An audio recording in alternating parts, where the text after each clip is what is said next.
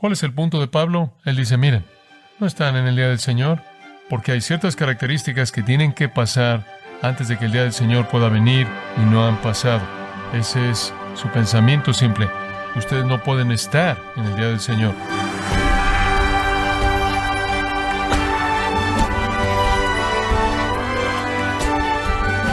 Queremos darle la bienvenida a su programa Gracia a Vosotros con el pastor John MacArthur.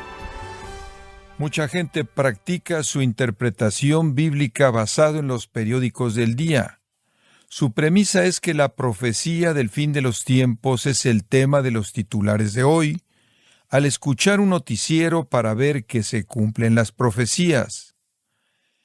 Pero ¿usted qué piensa?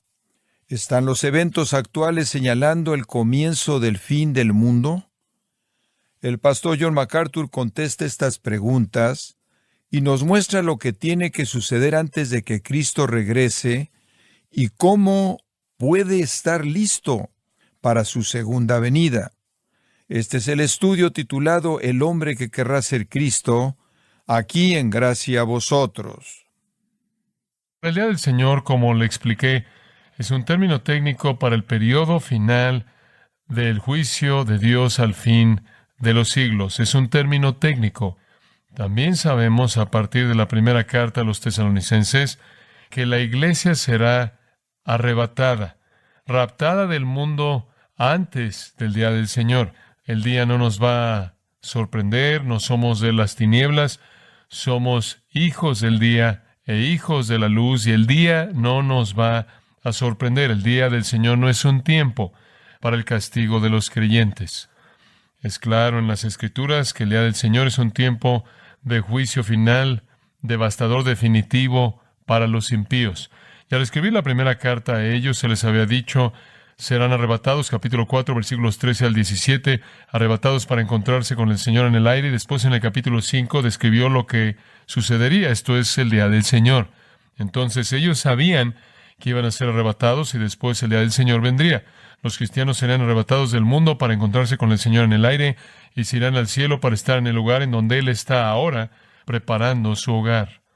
Y Él los llevará para estar con Él en donde Él está ahora en el cielo. Entonces ellos sabían eso.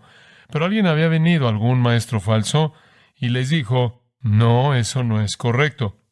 No van a ser arrebatados de esto, van a entrar al día del Señor, de hecho están en Él en este momento. Ahora, ¿qué les haría pensar en eso?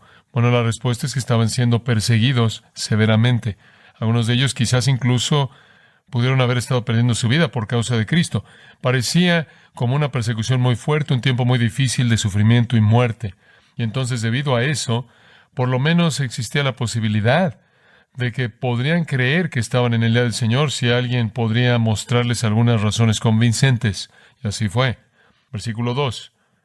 Fueron conmovidos rápidamente de su estabilidad y molestados, alterados por un espíritu, un mensaje y una carta como si fuera de nosotros. Ahora recuerde lo que le dije de eso la última vez. Alguien había venido y había dicho, miren, están en el día del Señor. Sin duda dijeron, espera un minuto, debemos ser raptados antes de que el juicio final venga. No, tengo una nueva palabra para ustedes. Un espíritu, una revelación vino. Y ahora está siendo predicada y aquí está escrita. Y es de Pablo y Silas y Timoteo. Eso es lo que significa cuando dice como si fuera de nosotros. Pablo recibió una revelación y ahora está predicándola e incluso les ha escrito esto a ustedes, que este es el día del Señor y están en Él. Y no va a haber ningún rato para que lo saque. Sus peores temores eran realidad. Como pueden ver, se les había dicho en la primera carta, capítulo 1, versículo 10, que no fueron destinados para la ira. Capítulo 5, versículo 9, no fueron destinados para ira. De hecho, capítulo 1, versículo 10, estaban esperando al Hijo, estaban esperando el rapto, estaban esperando, como dice en el versículo 1 aquí, para ser reunidos con Él. Pero ahora estaban confundidos. Entonces Pablo dice en los versículos 1 y 2, tengo que pedirles, hermanos, con respecto a la venida de nuestro Señor Jesucristo, en particular nuestra reunión con Él, esto es el rapto, que no estén tan afanados, que no se alteren, que no estén tan desconectados de la realidad, arrojados de aquí para allá como un barco en el mar y alterados porque alguien les ha dicho que están en el día del Señor y ha tratado de afirmar eso con algún tipo de autoridad apostólica, como si hubiera venido de nosotros. Tengo que enderezarlos, dice él. No se perdieron el rapto y no están en el día del Señor. Este es el corazón de esta pequeña epístola de 3 capítulos. Pablo quiere recordarles que lo que les dijo permanece. Lo que hayan oído de quien lo haya dicho no es la verdad. Ahora, hay una cosa obvia en este texto, y ese es que la gente esperaba ser congregada con Cristo en el rapto antes del día del Señor. Esa es la razón por la que cuando pensaron que estaban en el día del Señor, fueron tan sacudidos y estaban tan alterados porque no debían estar ahí. No debían estar en el día del Señor en absoluto. Y esa es la razón por la que estaban tan sacudidos. ¿Qué había salido mal? ¿Qué está pasando aquí? Para resolver su confusión y para terminar su temor, Pablo tiene que aclarar la verdad y darles una palabra auténtica con respecto a la enseñanza falsa que se le ha atribuido a él y a sus compañeros. Y su respuesta es: no están en el día del Señor. Eso es imposible. No pueden estar en el día del Señor. ¿Por qué? Porque hay ciertas características que tienen que pasar antes de que el día del Señor pueda venir y no han pasado. Ese es su pensamiento simple aquí. Su pensamiento simple. Algunas cosas tienen que pasar antes del día del Señor, no han pasado. Ustedes no pueden estar en el día del Señor. Y comenzando en el versículo 3, él presenta eso hasta el versículo 17. Y el punto entero de los versículos 3 al 17 es tranquilizar sus temores, quitar su ansiedad, es quitar su alteración, es ayudarlos a regresar a su estabilidad, eliminar su molestia, hacerlos regresar a su condición de tranquilidad, de comodidad y esperanza. Ahora, si fuera a dividir los versículos 3 al 7, yo diría que Pablo tiene unos cuantos ganchos en los que él cuelga su pensamiento.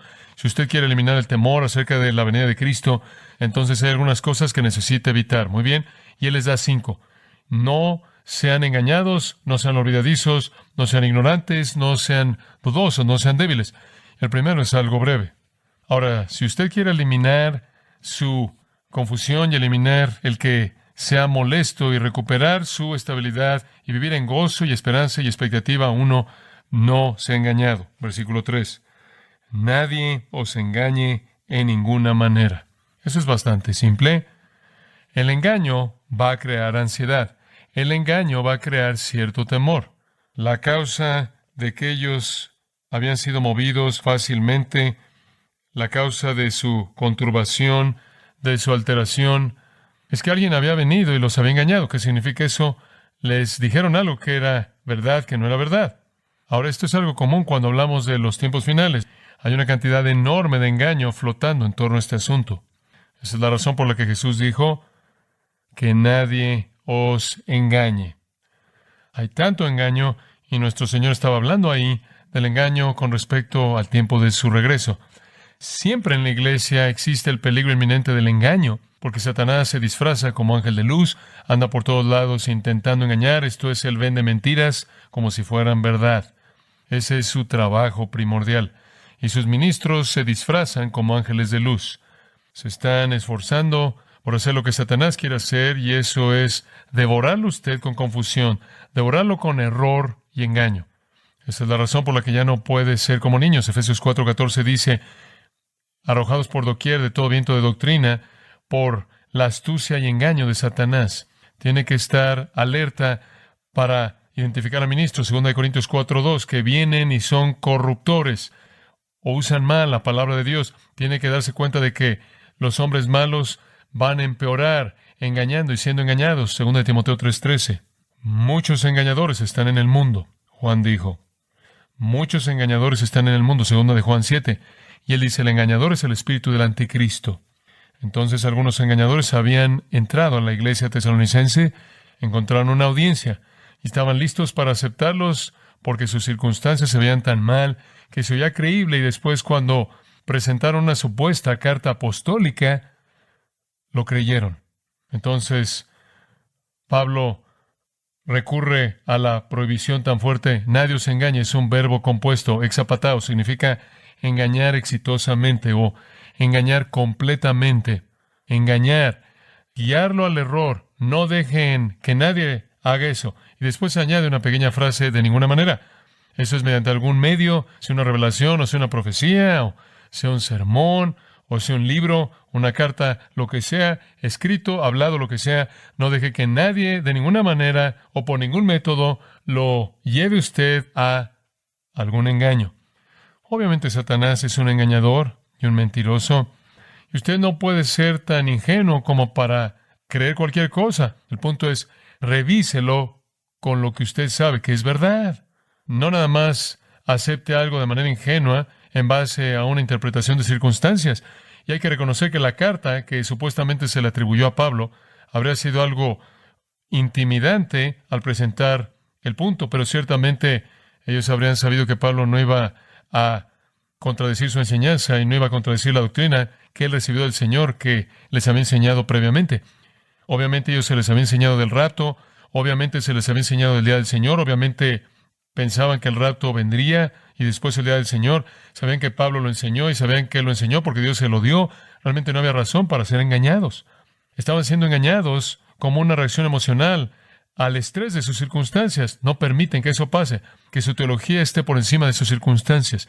No crea algo porque encaja con la manera en la que usted evalúa sus problemas personales. Ahora, Pablo dice, no pueden ser engañados por esto. Es algo malo por lo cual alguien puede ser engañado. Permítame tan solo darle una razón simple del por qué. Necesita entender la verdad acerca de la venida de Jesucristo por dos razones. Uno, por la razón de la rendición de cuentas. En otras palabras, cuando yo sé que Jesús viene y su recompensa viene con Él para darle a todo hombre conforme a sus obras, estoy esperando que Jesús venga y me recompense. Estoy esperando porque cuando Él venga, la Biblia dice que va a traer su recompensa con Él para mí. Y Él me va a llevar al cielo, a mi hogar eterno, y voy a vivir con Él. Y cuando me reúna con Él en el aire, Jesús mismo me va a encontrar ahí. Y Juan dice que me voy a volver como Él. Conforme me doy cuenta de que Él viene con una recompensa para darme, para llevarme a la gloria, para morar en una casa que Él ha preparado para mí, un lugar en la casa del Padre, y para hacerme inmediatamente como Jesucristo. Eso, Juan dice, es una esperanza purificadora. El que tiene esta esperanza se purifica a sí mismo. Y necesito estar claro acerca del regreso de Cristo y su venida para reunir a su pueblo, porque esa es una esperanza purificadora. En segundo lugar, necesito estar claro acerca de esto para que no solo pueda tener pureza, sino que para que pueda tener gozo. Si estoy confundido acerca del regreso de Cristo, si soy como los tesalonicenses pensando que no va a haber liberación alguna, que no voy a ser liberado de la ira venidera, que voy a terminar en esto, si creo eso, entonces voy a perder el gozo de mi esperanza. Entonces, para efectos de rendición de cuentas y obediencia y pureza, y para efectos de esperanza y gozo, necesito estar claro acerca del regreso. Pablo dice, no quiero que estén engañados por esto, roba su pureza, roba su gozo. Entonces, lo primero que él dice es que si no quieren tener ansiedad acerca del regreso de Cristo, entonces no sean engañados. Segundo punto, no sean olvidadizos. No sean olvidadizos, versículos 3 al 5. No dejen que nadie los engañe, dice él, porque no vendrá. Eso significa el día del Señor. Se refiere de regreso al día del Señor. Al final del versículo 2, ese tiempo de juicio final, cuando el día del hombre se acaba y el día del Señor viene, conforme Él juzga a los impíos del mundo. Entonces Él dice, el día del Señor no vendrá a menos de que la apostasía venga primero. Y se manifieste el hombre de pecado, el hijo de perdición, el cual se opone y se levanta contra todo lo que se llama Dios o es objeto de culto, tanto que se sienta en el templo de Dios como Dios, haciéndose pasar por Dios. Y ahora observa el versículo 5. ¿No os acordáis que cuando yo estaba todavía con vosotros os decía esto? Él les está diciendo, no sean olvidadizos, yo les dije todo esto. Les dije todo esto, y esto, claro, está ligado de manera muy cercana al primer punto acerca de no estar engañado, porque usted se aferra a lo que se le ha enseñado. Aquí Él les dice, recuérdenlo, no lo olviden. Lo que nos recuerda es que todo esto no es información nueva. Ve esa pequeña frase, estas cosas, les estaba hablando de estas cosas. ¿Qué cosas? ¿Verdad del rapto? ¿Verdad del día del Señor? ¿Verdad acerca de la apostasía? ¿Verdad acerca del hombre de pecado, el hijo de perdición? Les estaba diciendo todo eso. Por cierto, les estaba diciendo, es un verbo en tiempo imperfecto, lo cual significa una acción continua pasada. Les estaba continuamente diciendo esto.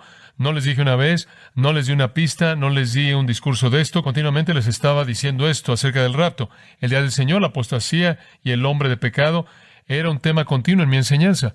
Y esa es la razón por la que no hay más detalles aquí. Hay suficientes detalles para tratar de restaurar sus memorias débiles al tratado más completo que Pablo les había dado cuando él estuvo ahí. Él dice, simplemente necesitan recordar lo que les dije. Si estuvieran recordando eso, no estarían ansiosos. Ustedes no temerían la venida de Cristo. Algunas personas que conozco de vez en cuando tienen un temor fuerte acerca de la venida de Cristo. Él dice, si no estuvieran engañados, no tendrían ese temor, y si no fueran olvidadizos, no tendrían ese temor, porque les he dicho lo que necesitan saber para hacer a un lado ese temor. Permítame darle un comentario aquí al margen, simplemente para que lo archive en algún punto. Esta iglesia en Tesalónica solo tiene meses de edad en el Señor. Digo, estos son cristianos bebés, y debería estar archivado en algún punto en su mente que la enseñanza profética acerca del rapto, el día del Señor, la apostasía y el hombre de pecado, Pablo pensó que era esencial para el cimiento de un nuevo cristiano. Obviamente no es algo que usted espera, es algo que usted coloca en el cimiento. ¿Por qué? Porque tiene un impacto tan tremendo en el asunto de la pureza y el asunto del gozo, que los creyentes necesitan saberlo desde el comienzo. Es importante para todos nosotros entender el regreso de Jesucristo. Estamos esperando al Hijo del cielo, como ellos estaban esperándolo. Estamos esperando la reunión. Estamos esperando el abrir y cerrar de un ojo en el que dejaremos este mundo, y los que están muertos en Cristo serán congregados para reunirse con el Señor en el aire. Estamos esperando ir al lugar que Él ha preparado para nosotros en el cielo. Necesitamos esa esperanza santa. Necesitamos ese gozo. Y entonces Él está diciendo, ¿no se acuerdan lo que les dije? Les dije todas estas cosas. Les dije que el rapto vendría y serán arrebatados, y en la reunión se llevaría a cabo. Les dije que no eran hijos de las tinieblas o de la noche. Les dije que el día no los sorprendería como un ladrón. Algo tiene que venir primero, dice Él. No puede ser el día del Señor, porque no vendrá. De regreso al versículo 3, sin que antes venga la apostasía. Él debió haberles dicho eso antes, pero aquí les recuerda. Ahora este es su punto principal.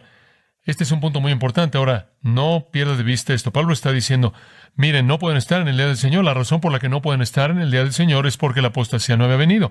Viene primero, después el día del Señor viene. Bastante claro. En otras palabras, él está diciendo, el día del Señor no se puede simplemente aparecer en cualquier momento. Hay algunas cosas que tienen que suceder antes de que el día del Señor venga. Él pudo haber escogido varias cosas. Él pudo haber escogido alguno de los precursores del día del Señor. Por ejemplo, escuche Joel capítulo 2, versículo 31. El sol se convertirá en tinieblas y la luna en sangre antes de que el gran y terrible día del Señor venga. Ahora, ¿podría ser más claro? Si el día del Señor está aquí, vean hacia arriba. ¿Acaso la luna es sangre y el sol se apagó? Sí, eso es lo que dice, eso es lo que tiene que pasar antes. Él pudo haber ido a Joel 3:14.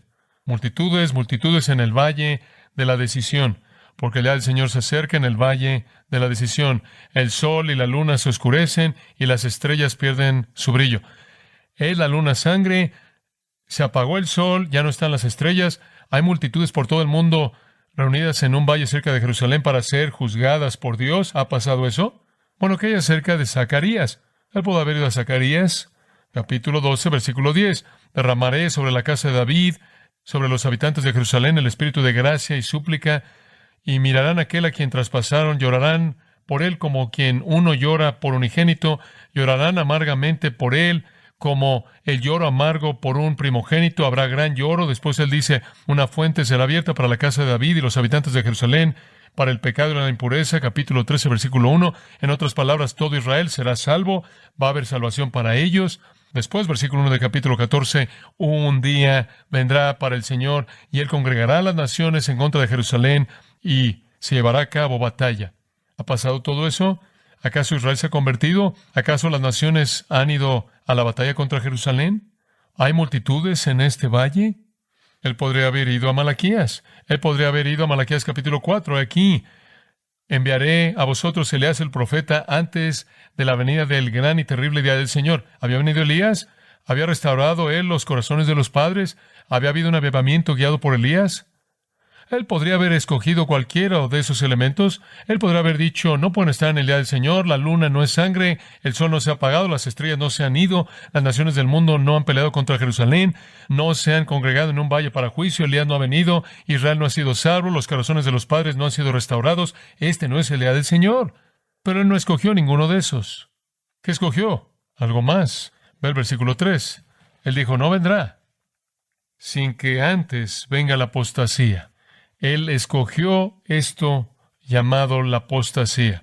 El día del Señor no llegará, por cierto. Hay una elipsis ahí que está llena por palabras en itálicas, en algunas versiones que son muy exactas. No vendrá.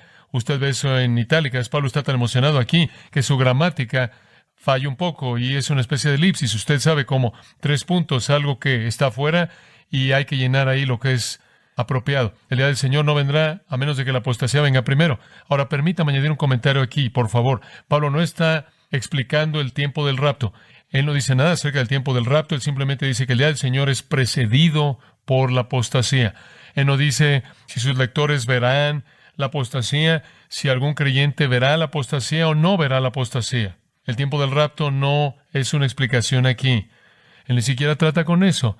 Lo único que dice es que está por venir la apostasía y después de eso viene el día del Señor. Él no dice nada más que eso. Entonces no podemos encontrar en este texto algún tiempo específico para el rapto. Solo sabemos que será antes del día del Señor.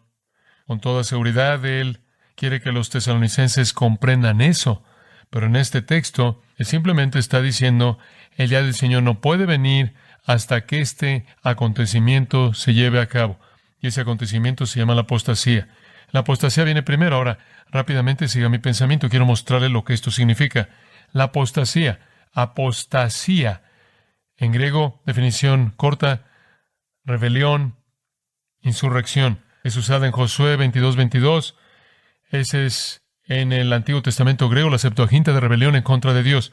Larga definición, un abandono deliberado de una postura religiosa que antes se profesaba. En otras palabras, usted está asociado con cierta postura religiosa, usted la profesa y después usted se rebela contra eso. Eso es apostasía. Rebelarse contra una postura que usted profesó antes. Esto es deserción religiosa. Ahora, ¿de qué está hablando él aquí? Si él quiere decir, ahora sigue esto, si él quiere decir, ustedes no pueden estar en el día del Señor, ustedes no pueden estar en el día del Señor, porque la apostasía no ha venido. ¿Qué quiere decir él? ¿Acaso le está hablando de apostasía en algún sentido general? No, porque si él estuviera hablando de eso en alguna especie de sentido general, siempre la tendríamos en existencia, ¿verdad? Entonces no significaría nada, no señalaría nada. Habrá, por ejemplo, apostasía en la iglesia todo el tiempo. Habrán desertores en la iglesia desde el comienzo mismo. Entonces, si él está hablando de la apostasía en algún sentido genérico, como la iglesia tipo Laodicea, que ha dejado la fe verdadera pero continúa siendo religiosa, él no puede estar hablando de eso. Él no está tan solo hablando de esa realidad general que estaba en Laodicea. Han habido iglesias tipo Laodicea a lo largo de la historia de la iglesia durante los últimos 2000 años. Tenemos iglesias tipo Laodicea en la actualidad. Usted no puede identificarlas como algún acontecimiento particular. Eso simplemente es general. Además, hay otra apostasía. Dice usted, él pudo haber estado pensando no solo en la apostasía general que sucede todo el tiempo, conforme en la iglesia deserta a lo largo de la historia ha pasado eso. La iglesia católica romana, las sectas y todos los grupos que salen de la iglesia, todas las sectas y todas otras cosas, siempre hay eso. De eso no puede estar hablando. Liberales sin ortodoxia y las otras cosas. Dice usted, bueno, quizás él está hablando de ese tipo de apostasía del fin de los tiempos, esa especie de apostasía que se incrementa, esa especie de apostasía culminante. No, él no está hablando de eso. No es simplemente la apostasía general que se lleva a cabo todo el tiempo a lo largo de toda la historia de la iglesia. No es esa especie de apostasía final acumulada al final de la época de la iglesia.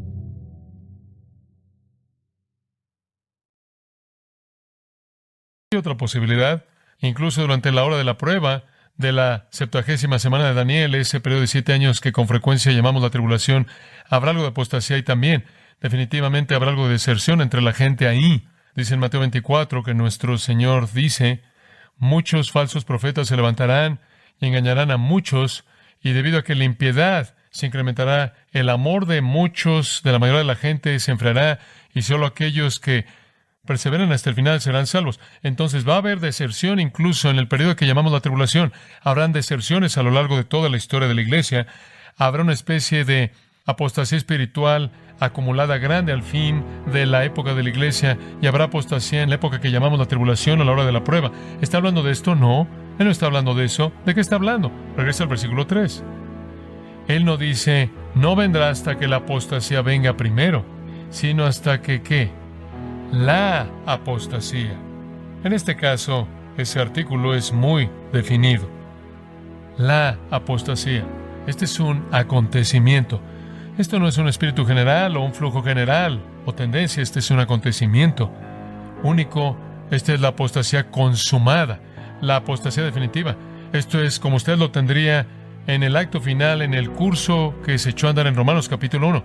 Este es el acontecimiento de maldad final de magnitud blasfema.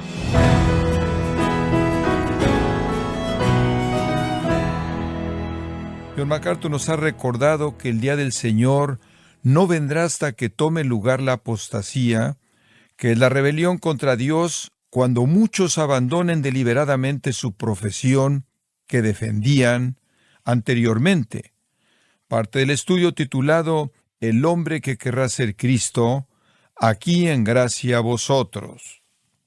Y quiero recordarle, estimado oyente, que tenemos a su disposición el libro Nuestro extraordinario Dios, en donde John MacArthur aclara errores y tergiversaciones que la gente tiene acerca del carácter de Dios, ayudándoles a entender la descripción bíblica de sus atributos divinos. Adquiéralo en gracia.org o en su librería cristiana más cercana. También puede descargar todos los sermones de esta serie El hombre que querrá ser Cristo, así como todos aquellos que he escuchado en días, semanas o meses anteriores. Y recuerde, puede leer artículos relevantes en nuestra sección de blogs, ambos, en gracia.org. Si tiene alguna pregunta o desea conocer más de nuestro ministerio, como son todos los libros del pastor John MacArthur en español, o los sermones en CD, que también usted puede adquirir, escríbanos y por favor mencione la estación de radio por medio de la cual usted nos escucha en Gracia a Vosotros. Es importante conocer no solo el país y ciudad de donde usted nos escucha, sino también la radio. Para quienes contactan nuestro ministerio por primera vez, pueden solicitar una copia del mensaje de promoción sin costo alguno, un mensaje por oyente únicamente. Si usted vive en los Estados Unidos o Puerto Rico, escríbanos a Gracia a Vosotros, P.O. Box 4000, Panorama City, California, 91412. O puede escribirnos a través del siguiente correo electrónico: radio@gracia.org. Bueno, en nombre de John MacArthur y el personal de este organismo, queremos darle las gracias por su tiempo y sintonía, y queremos pedirle que no deje de orar por este ministerio, como también por la estación de radio por la cual usted nos escucha de lunes a viernes. Este es su amigo Miguel Contreras, invitándole a sintonizar nuestra próxima edición para que juntos continuemos desatando la verdad de Dios un versículo a la vez. No se lo pierda, aquí en Gracia a Vosotros.